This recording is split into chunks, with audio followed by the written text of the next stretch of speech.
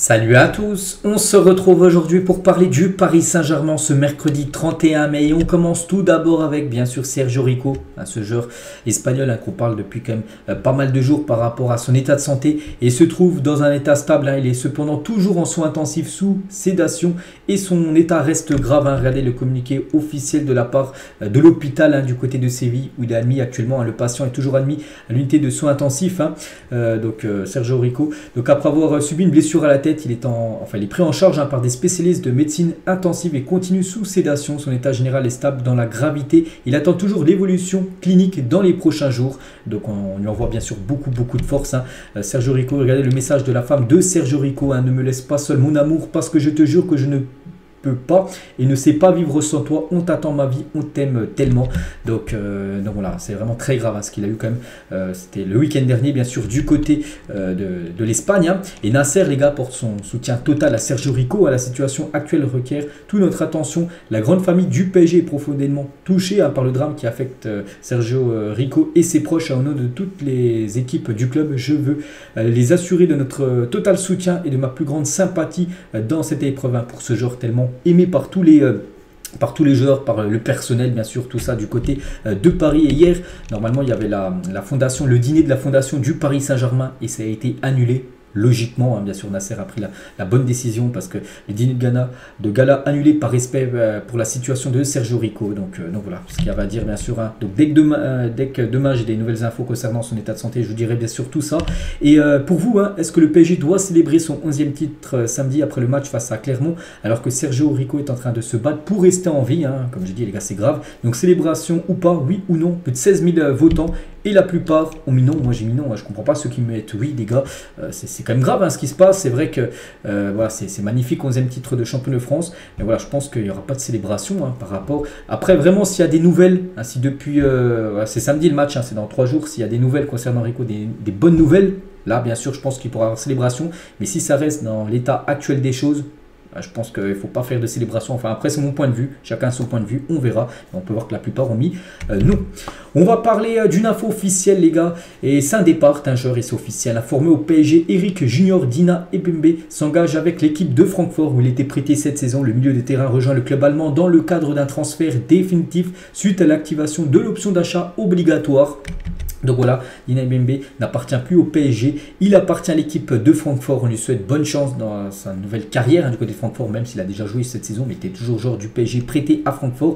Donc il signe jusqu'en 2027 et le PSG récupérera, vu que l'option d'achat était de 6,5 millions d'euros, donc le PSG récupère cette somme dans les caisses du club. Donc encore un jeune joueur du PSG qui quitte le PSG très jeune pour aller, souvent on peut le dire même, du côté de l'Allemagne. Lui aussi les gars, pour être vendu, c'est Icardi. Donc Galatasaray est prêt à investir pour garder Mauro Icardi. Son transfert pour être aux alentours des 10 millions d'euros. Mais pas que le PSG l'avait acheté, je crois que c'était 60 millions à l'époque. Donc bien sûr ce serait une grosse perte d'argent, mais bon voilà, c'est comme ça. Bref, donc des premières discussions entre le PSG et Galatasaray ont eu lieu. En plus, nous fait une magnifique saison du côté de Galatasaray. Il a joué 23 matchs, 21 buts et 7 passes d'hier. Il a marqué un doublé lors du match du titre du Galatasaray. On le félicite lui et son équipe du Galatasaray par rapport à leur titre de champion de Turquie. Et voilà, il devrait être conservé par l'équipe du Galatasaray. N'oubliez pas que le PSG, toujours actuellement, paye quand même toujours 90% de son salaire alors qu'il ne joue pas à Paris. Galatasaray paye seulement 10% de son salaire. C'est pour ça qu'il va falloir trouver il faut une option pour son futur. C'est pour ça qu'il devrait être vendu. Après 10 millions d'euros, c'est quand même très peu, surtout au vu du montant que le PSG avait déboursé pour le joueur argentin. On va parler de Neymar qui est séduit par la potentielle idée de jouer à Manchester United et ne se voit que là-bas au PSG. Ça sera soit Paris, soit Manchester, mais pas notre club. Par exemple, il y avait une énorme offre d'Arabie Saoudite pour Neymar. Non, lui, vraiment, il va encore rester dans un top championnat en Europe. On continue à jouer la Ligue des Champions. Donc voilà, concernant la situation de Neymar. Donc on verra ce sera quoi. Il peut rester bien sûr à Paris, mais il peut aller aussi du côté de Manchester United. On va parler de Lucas Hernandez, ce joueur aussi qu'on parle depuis pas mal de jours. Nasser souhaite ardemment faire venir Lucas Hernandez. Le Bayern pousse pour le faire prolonger. Donc la situation, le joueur a une grosse offre du PSG. Le PSG a déjà proposé une offre à Lucas Hernandez, avec une grosse augmentation de salaire. Il toucherait beaucoup plus d'argent au PSG que ce qu'il touche actuellement du côté de Munich, mais pas d'offre officielle au Bayern. Donc voilà, concernant Lucas Hernandez, maintenant c'est au joueur de trancher, c'est au joueur maintenant de décider. Il est grand, c'est à lui de voir s'il veut prolonger du côté du Bayern, s'il veut venir du côté du Paris Saint-Germain. Un autre défenseur aussi ciblé, les gars, le PSG a fait du défenseur Antonio Silva sa cible prioritaire pour le prochain mercato. C'est qu'il y a Skriniar qui pourra arriver au club, il y a aussi Lucas Hernandez en tant que défenseur central, et il y a aussi Antonio Silva, jeune joueur, je sais même pas si, je crois qu'il a même moins de 20 ans ce joueur, je crois qu'il doit avoir 18 ans. Ce défenseur Antonio Silva qui pourrait débarquer du côté de Paris. Après, il coûte très très cher, je crois qu'il a une clause libératoire plus de 80 millions d'euros, que bien sûr Benfica ne le vendra jamais en dessous. Aston Villa, donc on parle de, de Asensio, parce que le PSG est intéressé par Asensio. Donc Aston Villa a fait une offre à Marco Asensio. Les négociations existent depuis plusieurs jours et le club fait le forcing pour avoir une réponse dès que possible. Le joueur n'a pas pris de décision avec l'intérêt du PSG et des clubs de Serie A, parce que Paris toujours intéressé par Marco Asensio, mais d'après ce qui se dit, d'après Fabrizio Romano, pour l'instant c'est bien Aston Villa qui est l'équipe la mieux avancée, on va dire, dans le dossier Asensio.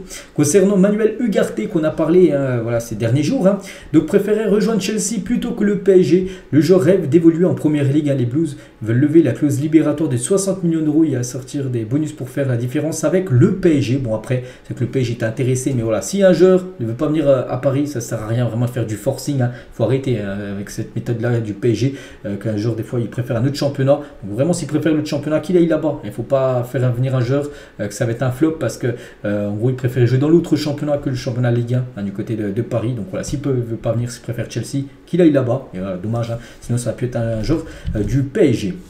Seko Fofana, les gars, n'est pas fermé à un départ cet été vers le PSG, pas sûr si Manuel Ugarte arrive.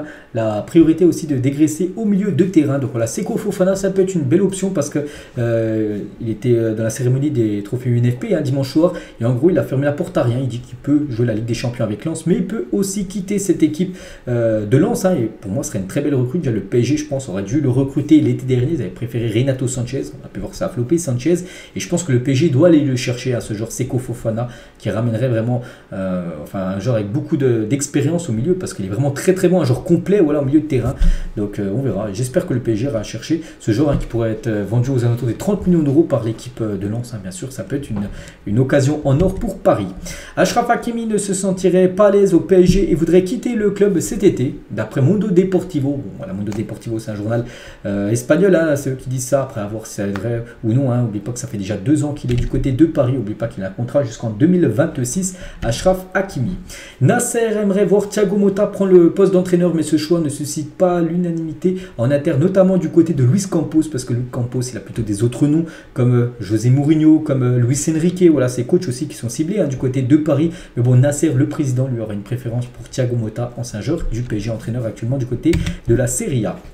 En arrivant au PSG, Léo Messi plutôt, a été surpris de la manière dont le club est géré. Il s'était fait une toute autre image du club, bien différente de la réalité. Il a notamment eu le sentiment amer d'avoir servi d'exemple lorsqu'il a été sanctionné après son voyage en Arabie Saoudite. N'oubliez pas, où il avait été suspendu normalement 2 semaines. Bon, ça a été réduit à 1 semaine. Mais voilà, pour lui, ça a été déjà une grosse surprise, parce qu'il voyait l'image du PSG autre que ce qu'il a pu voir au sein du club. Donc voilà, concernant Messi, n'oubliez pas que dans moins d'un mois maintenant, vu qu'on est le 31 mai là, il quittera l'équipe de Paris gratuitement. Il y a 8 ans, jour pour jour, le PSG remportait sa 9e Coupe de France en battant la GOCR sur le score de 1-0. L'équipe réalisait ainsi le triplé Coupe de France, Coupe de la Ligue et Championnat. C'était en 2015, c'était le 31 mai 2015. Et on finit les gars et on revient sur cette question que j'ai dit tout à l'heure. Cette fois-ci, n'hésitez pas à mettre pour vous en commentaire votre ressenti par rapport à ça, par rapport aux célébrations. Est-ce que le PSG doit célébrer ce titre de champion de France qui va certainement être acquis, enfin qui est acquis bien sûr, mais qui sera peut-être célébré devant les supporters, soit oui, soit non, par rapport à l'affaire, ce qui se passe avec Sergio Rico et son état de santé. Donc moi, je vous ai donné mon point de vue en tout début de vidéo. Donc voilà ce qu'il y avait à dire. J'espère que ça vous a plu. On se retrouve dès demain les gars pour la prochaine vidéo. Bonne journée à vous et à demain.